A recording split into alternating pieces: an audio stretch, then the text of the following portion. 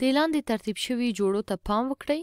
3 کاما منفي 2 4 کاما منفي 8 منفي 8 کاما 3 4 کاما شپږ منفي 1 کاما 0. کوم یو د دې جوړو څخه لاندې ګراف شوي نه دي. هدف دا دی چې کوم یو د دې جوړو څخه په دغه لاندې محورونو کې د ګراف په څیر رسم سوي نه دي یا نسته دي. ګورئ منفي 1 کاما 0 نه که پیل وکړو نو دغه ټکی منفي 1 کاما 0 ده.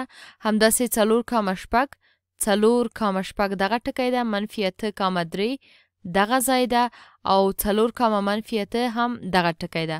نو ګورو چې 3 کاما منفي 2 په دیو کې نشته ده. نو دا انتخابو. راځو بل مثال ته. اوس دې لاندې ترتیب شوي جوړو ته پام وکړئ. کوم یو د دې جوړو څخه لاندې ګراف سوی نه ده.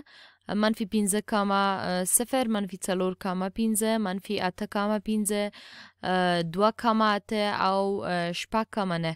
ګورئ دغه ځای بیا هم که پیل وکړو شپږ کاما 9 فکر کوم باید دغه ټکی اوسي او بیا 2 کاما 8 هم دغه ټکی ده. صحیح ده. منفي 8 کاما 15 هم دغه ټکی ده. منفي 15 کاما 0 هم دغه ټکی ده. دغه چې تاسې ګورئ دلته. نو کوم چې نسته هغه منفي 4 کاما 15 ده چې دلته لاندې په ګراف کې نه ده رسم سوی یا ټکي یې نسته دي. دا انتخابو. راځو یو بل مثال ته. بیا هم د دې 15 واړو جوړو څخه یو دانه دلته ګراف کې نسته ده. ګورئ 2 کاما 8 دغه ټکی ده. همداسې منفي 6 کاما منفي 8 منفي 6 کاما منفي 8 دغه ټکی راځي. ورپسې 1 کاما 4 دغه ټکی ده.